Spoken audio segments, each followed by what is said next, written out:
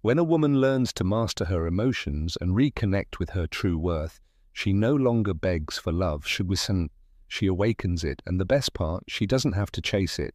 Love comes back on its own. No, this isn't magic, this is psychology.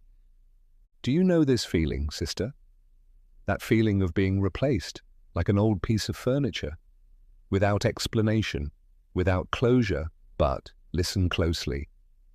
This is not the end. It's the beginning of a new version of yourself, because what you do now in this moment of emptiness will determine whether you degrade yourself or are reborn. Most people make the same mistake. They chase, they send messages as if the phone were an extension of their dignity. They plead, justify, humiliate themselves. And with every desperate attempt, they lose value. It's like trying to extinguish a fire with emotional gasoline. Sound familiar? Don't worry, you're not alone. But now is the time to change the rules of the game. Today you'll discover why silence, detachment, and personal rebirth are not just simple advice. They are real weapons, both psychological and emotional. And no, you don't need to become a guru or read 100 self-help books. All you need is courage, the courage to act differently. Because the woman who stops begging for love is the one who starts generating it, without saying a single word, just through her presence. Stay until the end, because this video is not for emotional beggars. It's for women who are ready to transform into such an authentic, powerful version of themselves that even the past stops and looks back twice. And listen carefully, this is not about him. It's about you, about your return to your center, about reconnecting with your true self. Because the very moment you stop needing him, he begins to need you. Lesson number 1, the power of emotional silence. It's that silence that speaks louder than 1,000 desperate messages. Have you ever felt that the more you talk, the less you are heard? Let me tell you something, sister. Silence is not emptiness. Silence is strategy. When he left, you probably did what many do. You reached out, asked for explanations, begged for one last chance. But all that noise only served to confirm his decision to leave. Do you know why? Because that noise screams desperation. And desperation, sister, is the most repellent perfume a woman can wear. Now listen carefully. When you choose silence, you don't disappear. You leave a deeper mark. Emotional silence is not giving up. It's stopping the nourishment of a fire that only burns your own energy. And when someone is used to your constant presence, your messages, your availability, then the absence begins to weigh more than any accusation. Then he begins to wonder, why isn't she reaching out? Doesn't she need me anymore? Could there be someone else? It's like walking through a noisy street every day. And suddenly, complete silence. What do? You stop. You feel something is missing. That's how intelligent detachment works. It's not disappearance. It's creating such a strong contrast that the other person can't ignore it. The philosopher Epictetus said it clearly. First understand the meaning of what you want to say, then speak. In this case, first understand what your silence communicates and let him interpret it on his own, because when you don't give explanations, he starts making up his own. And that, sister, is not a coincidence, it's emotional strategy. This is no secret to women who have learned to master their emotions. Do you know what happens when a woman who always responded instantly suddenly vanishes? She leaves a void.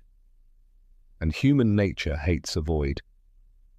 Instinctively, we try to fill it. That man who used to ignore you without hesitation begins to sense that something has changed. You're no longer there to build him up. You're no longer applauding him, reminding him how special he is. And without realizing it, you become a constant thought, an unanswered question. Let me tell you the real story of a girl. She was blocked on all social media platforms. And what did she do? Nothing.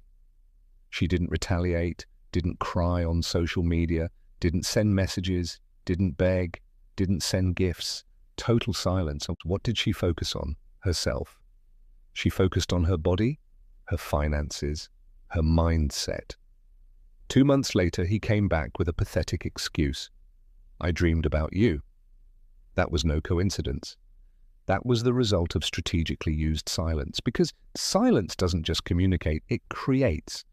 While she was silent, she rebuilt her self-worth, rediscovered parts of herself she had forgotten because she had focused so much on him. And when you do that inner work, everything on the outside changes. Your energy shifts, your posture, your gaze. And that, sister, he feels, even from thousands of kilometers away. Silence is not passivity, it is charged power, an emotional time bomb. Delete that urge to text him today. No good morning, no memes, no subtle hints, nothing. Make yourself emotionally unavailable. Delete him if you must, not to forget him, but to show yourself that you won't waste your energy on someone who doesn't value it. And while you do that, evolve. Every silence should be worth 10 steps of inner growth.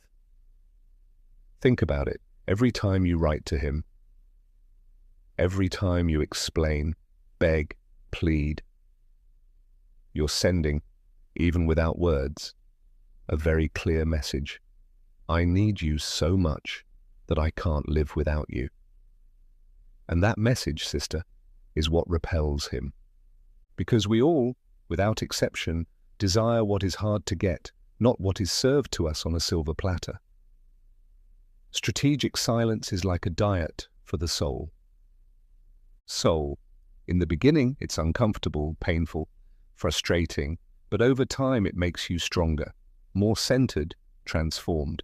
And this new energy does not go unnoticed. It's as if you're broadcasting on a new frequency, a frequency that silently says, I am complete from within myself.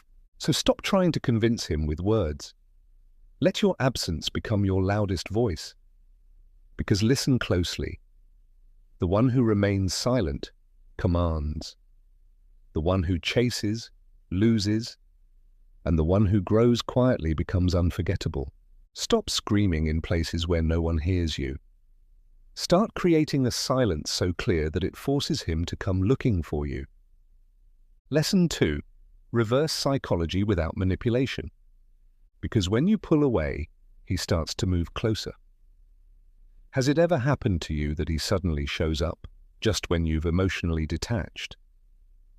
That's exactly where many fail.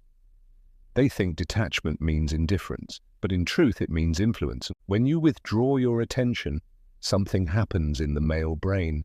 You're no longer predictable. You're no longer always available. You become an unknown. And the human brain, especially the male brain, hates emptiness. Attention creates habit. And when you break that habit, when you're suddenly no longer there, he feels like he's lost something. Even if he can't put it into words, that is real reverse psychology. It's not about manipulating him. It's about showing, through action, that the dynamic has changed, that you are no longer emotionally in the same place. You're not ignoring him out of pride, you're doing it out of wisdom. Because anyone who doesn't appreciate you when you're present needs to feel your absence without warning. It's like taking sugar away from someone who has drunk sweet coffee their whole life. At first they don't understand what's missing, but they feel it, and even if they don't admit it, they miss it. The taste has changed, and that very shift, that tension, that contrast between what was and what is now, activates something primal in the male mind, the hunting instinct. When something pulls away, when someone becomes inaccessible, our first instinct is to pursue, not out of weakness, but because we are human. And that instinct is even stronger in men because evolutionarily they are programmed to chase what retreats, to conquer what seems unreachable. Marcus Aurelius said it wisely, "The best revenge is not to be like your enemy." And what does that mean in this context? It means you won't degrade yourself, you won't beg, plead, or fight for validation like so many others. You won't respond with drama, but with focus, with a new version of yourself, a version he never saw coming. You're not reactive. You're strategic. And that calmness, sister, that unshakable composure, throws everyone off balance. Reverse psychology works because it shifts something fundamental, the power dynamic. Think about it for a moment. When someone chases you, you hold the control. You decide whether to respond, whether to give attention, whether to be present or not. But if you were always available before and suddenly vanish, the control shifts. And now he's the one asking, where is she? Why isn't she writing? What's changed? That shift in energy is what creates closeness. Let me tell you another true story. A girl spent nights writing pain-filled poems, posting indirect messages, dedicating sad songs in her stories, until one day she went completely silent. She started going to the gym, focused on her business, and disappeared emotionally. And guess what happened? He, already with another woman, messaged her 2 weeks later with a harmless line, "Are you okay?" But that "are you okay" hid something deeper, unease in the face of her transformation. Because when you change, when you shift your energy, when you're no longer available, you create an imbalance. And humans always seek to restore what they can't control. That's addictive. So apply it. True no contact, no glances, no asking about him, no analyzing his stories. Live your life, reinvent your days, turn every minute without him into a stage of personal growth. Your distance is not indifference. It's repositioning. And this repositioning is not just external, it's internal too. It's a silent statement that says, "I'm no longer where you lost me." You're reorganizing your thoughts, your priorities, your values. You're no longer the one waiting for a message. You're the one walking her own path. And that emotional independence is magnetically attractive. Stop trying to be remembered. Become someone unforgettable. Because when you change your energy, you change the game.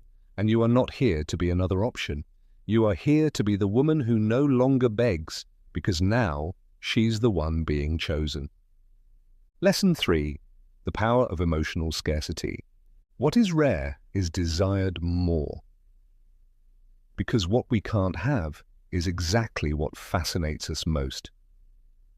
There's a rule that never fails: what is abundant loses value. This applies to money, time, and people. When you were always available, when you were the first to message, when you asked how he was, he got used to it. And what becomes routine is taken for granted. It becomes invisible. Think about it. Do you appreciate the air you breathe? Probably not, because it's always there. But if you've ever gasped for breath, even for a few seconds, then you know its true value. The same applies to your emotional presence. When you're constantly there, you become part of the background. But when you break that flow, everything changes.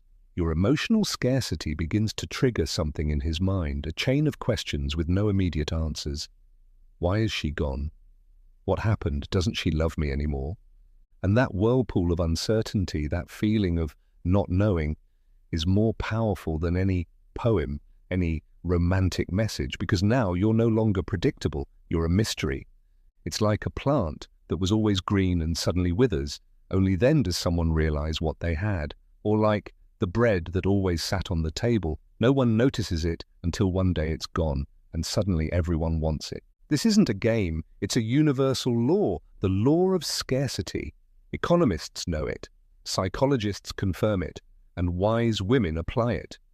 When something becomes scarce, its perceived value rises immeasurably, and your attention, your energy, your love are no exception. Esco said it clearly: we don't appreciate what we have until we lose it. But listen closely, the truly stoic woman doesn't act to be appreciated, she acts to stay centered. She doesn't seek validation, yet her presence is noticed, and her absence echoes. This principle goes far beyond love, it applies to all human interaction. Have you noticed? The most in-demand people, the busiest, the ones who are selective with their time, they are also the most respected. Coincidence? Certainly not. Their inaccessibility increases their value. A woman who used to be available 24/7, texting, calling, doing favors, was not appreciated. Until one day, she'd had enough. She'd disappeared. Started posting photos of workouts, travels, and her personal growth. She didn't block him, didn't drop hints, didn't write bitter messages. She simply became unreachable. The result? He came back. Confused, insecure, searching for any excuse to reconnect. But it was too late. She was no longer there emotionally, and that was stronger, more impactful, and more brutal than any complaint. Do you see the pattern? Abundance creates indifference. Scarcity creates urgency. When you were constantly available, he could afford to ignore you. But when you disappear, when your emotional presence becomes rare, his mind starts racing non-stop. You're no longer a guaranteed access, you're a lost opportunity. And that, sister, creates a kind of restlessness that no pleading could ever evoke. Today, limit your availability. Don't reply right away. Don't be constantly reachable. Tune into yourself. But not to play games or use cheap tactics, because you're busy building something greater. If he wants to know about you, he should make an effort to discover the new version of you. And remember, this isn't about faking scarcity or playing pointless emotional games. It's about the fact that your time, your energy, and your focus now belong to you, your growth, your goals, your inner peace. When you truly focus on your development, emotional scarcity happens naturally, because you no longer have time to beg for attention when you're busy building your inner empire. Being emotionally scarce is not coldness. It is wisdom. It's emotional intelligence in its purest form. Because while others chase, you walk calmly, yet decisively, toward your center. And that's not only noticeable, it's irresistible. Stop giving your energy away as if it had no value. Become so valuable that he can't ignore you, even if he tries. Personal rebirth isn't a trick, it's a necessity, a quiet urgency that cries out from your soul. Because if you stay the same, emotionally dependent, insecure, empty, then every attempt to reconnect won't appear as strength, but as desperation, just better disguised. But when you start to rebuild yourself from the pain, slowly, but without pause, something shifts. And that change is tangible. Even if he doesn't see you, doesn't talk to you, energy isn't sent through WhatsApp, it's felt. It's like a house that once lay in ruins. And months later, a magnificent structure stands in its place. Anyone who saw it destroyed can't help but stare in awe at what has been built there anew. That's you, a complete reconstruction, not just a surface image, but a rebuilding of your foundation, your self-worth, your dignity, your essence. Because this isn't about changing your appearance or posting inspirational quotes on Instagram. That's just emotional makeup. What truly matters is what can't be seen. The calm you now feel when you're alone. The strength you've built in silence. The parts of yourself you've rediscovered when you stopped revolving your life around someone else. Personal rebirth is an alchemical process. You transform the lead of pain into the gold of wisdom. And that can't be faked, rushed, or bought. It requires inner work, facing yourself, confronting your patterns, healing wounds, calming fears. But every step takes you further from the version that needed validation, and closer to your most authentic self. As Seneca said, as long as you live, keep learning how to live. That is true rebirth, understanding that it's never too late to become your best version, and that pain was never your enemy. It was your teacher. A girl was left right after losing her job. She broke down, hit rock bottom. But she didn't stay there. She rebuilt herself, changed her body, learned something new, started her own project. A year later, he came back. And do you know what she did? She thanked him. Because without that breakup, she never would have woken up. He came looking for the woman he had left and found someone entirely different, stronger, more focused, unreachable. This is not an exception, it's a pattern, a path many have taken, and one you can walk too. If you understand this truth, rejection is not the end. It is the beginning of something new. The pain of a breakup can become your greatest fuel for personal growth, if you use it as gasoline, not as an excuse. And the most beautiful, the most liberating part is this. With time, you no longer care if he comes back, because you realize you weren't seeking his approval, you were seeking your own. The true love you needed to rediscover was the one you had for yourself. Make a list today. What do you want to improve about yourself? Your body, your mindset, your habits, your goals, and work on them every single day. Not for him, for you. Because when you become unreachable, people will seek you. And if they return, it won't be out of need, but out of admiration. Personal rebirth is the hardest path, but also the most rewarding, because while many wait for a message, you wait for results. While others beg for attention, you cultivate inner strength. And that, sister, is the difference between the one who pleads and the one who chooses. Don't beg for a second chance. Rebuild yourself so powerfully that he wishes for one. And if he does, then you are the one who decides. Because the woman who transforms doesn't ask, she chooses. Lesson 5, the trap of contact and the magnetism of silence. What he doesn't know about you drives him mad. After a breakup, many fall into the same trap, keeping in contact. They believe that if they stay close, stay present, show him their best version, he'll eventually realize what he lost. But here lies the mistake. Keeping in contact only does one thing. It keeps him comfortable, because as long as he knows you're still there, just one message away, not fully gone, there's no urgency, no sense of loss, no value. And what is guaranteed, sister, is not cherished. Do you know what truly has power? Absolute silence. No blocking, no messaging, no reactions, just emotional disappearance. Because when you are no longer there, when your energy is gone, his imagination takes over. And the male mind, when it lacks information, starts creating stories. Is she with someone else? Has she moved on? Why isn't she reaching out? Has she forgotten me? This isn't indifference, it's desire in disguise, attention masked as doubt. It's like a show that suddenly stops airing new episodes.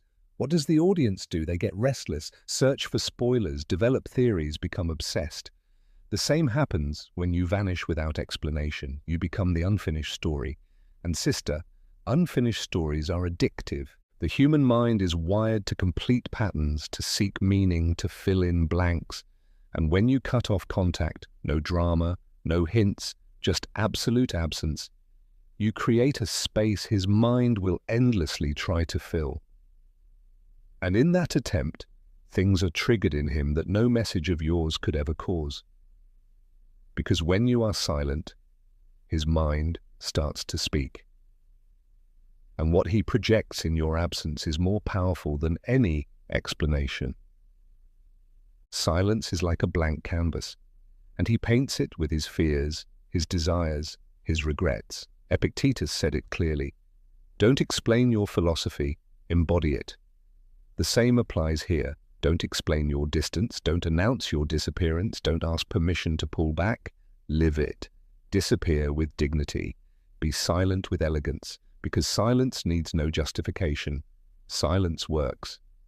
A guy blocked his ex everywhere, on Instagram, WhatsApp, everything, and she said nothing, not one attempt to win him back, no hints, no public tears, no begging, just silence, just focus, just growth. Months later, he messaged her from a fake account. How are you? Coincidence? Definitely not. Pure psychology, because when you deny access, you create obsession. What we can't have becomes our greatest desire, and this principle works because it touches something primal, something raw, the fear of irreversible loss. As long as you're there, reachable, he knows he can come back anytime. He has time, options, control. But when you vanish without a trace, no drama, no warning, his mind panics. The fear of losing you forever kicks in, and that fear is a more powerful motivator than any emotion. No likes, no how are you, no I saw your story, nothing, total silence. And while you're quiet, you must do something that justifies your absence. Learn, train, start a project, heal, grow. Because if you ever return, you can't be the same woman. You have to be a new version, one that leaves him speechless. This silence isn't passive. It's incredibly active. You're not waiting for him to come back. You're building a life so full, so vibrant, so completely yours, that neither his presence nor his absence defines your joy. The one who chases creates anxiety. The one who disappears creates curiosity, and curiosity is the first step toward desire. Because as long as you're talking, you give him no space to miss you. But when you choose silence, he starts screaming on the inside. And never forget, magnetic silence is not a short-term tactic. It's not a strategy to win him back. It's a way of life, a state of mind where you no longer depend on his attention to feel complete. Because the woman who rebuilds herself in silence becomes unforgettable. The nights filled with tears, the mornings filled with fear, the days filled with doubt. All of it is part of the process. Don't deny it, don't avoid it, live it. Because every tear is a seed, every silence is an act of self-love, every day without contact is a quiet declaration, I no longer abandon myself for anyone. Do you know what the most powerful part of all this is? The moment comes when you're no longer pretending, you are. You're not faking that you're okay, you truly are. You're not acting strong, you became strong. You're no longer thinking about how to get him back. You're focused on never losing yourself again. And that, sister, is true rebirth. Not the kind that's meant to impress him, but the kind that sets you free. He doesn't come back because you call him.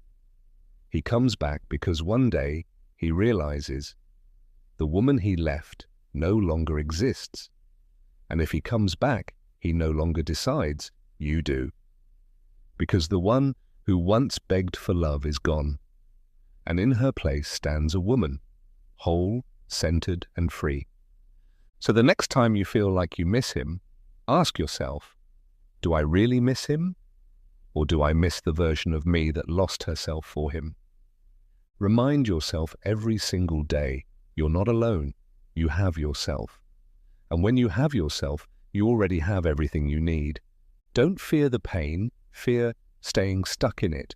Because pain that isn't transformed turns into resentment, but pain that is consciously processed becomes wisdom. Today isn't about how to get him back, it's about how to ensure you never lose yourself for anyone again. What you do with this pain will define your story, whether you break or are reborn as a woman who cannot be replaced. And if after all this he does return, it won't be to the same woman, because you won't be standing there with open arms and your heart in your hands. You'll be centered, strong, focused on your growth, your goals, yourself. And from that place of fullness, you'll have the power to decide whether he even deserves a place in your new life. So tell me, at what point in this video did it feel like I was speaking directly to you? Which sentence made you think, this is exactly what I needed to hear right now? Your story can inspire other women, women who today stand exactly where you stood yesterday.